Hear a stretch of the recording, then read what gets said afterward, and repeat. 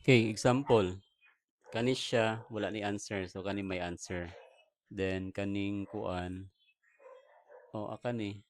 Kanang wala man ni siya na-distribute. Wala ni na-distribute. Wala lagi na nahiwalay ang ang answer ani.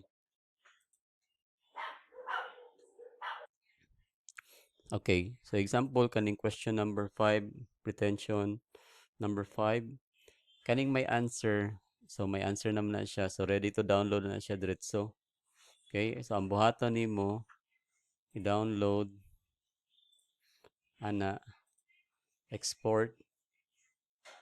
Okay, then after that nana na siya. So ang akong ipa-download sa imuha from 1 to 6. So tanan nga may answer from 1 to 6 detention sa tanang subjects mo to i-drop ay 1 to 5 diri kay wa pa man ni na-distribute ang 6. Ang uban 1 to 6 kung saang na-distribute na ang nahatag na. Katong sa last week lang ha. Then ang after that na kay kaning PDF, moadto ka dito sa may retention. So type kag retention or RFB, mas man to no MS. Okay, so na MS for printing diri sa kuha.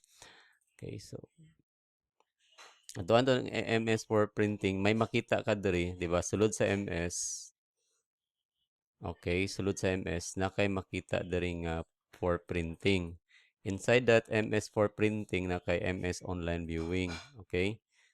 Now, diri nimo siya i-drop. So, I think ang uban na na-drop na siguro pero anyway, i-drop lang ulit katong may answer and explanation.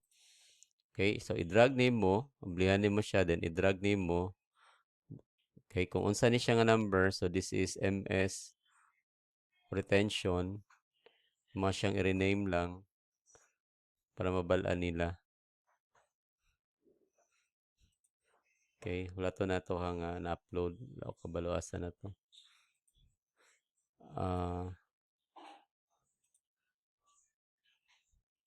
Okay, mo ni siya.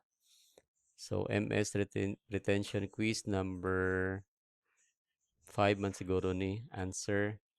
Okay, so ana lang. Okay, so kung man kag-drop, then i-inform nimo sila nga nakaigipang butang dito sa online viewing. I-try na lang hatag ang kuan ang link ani.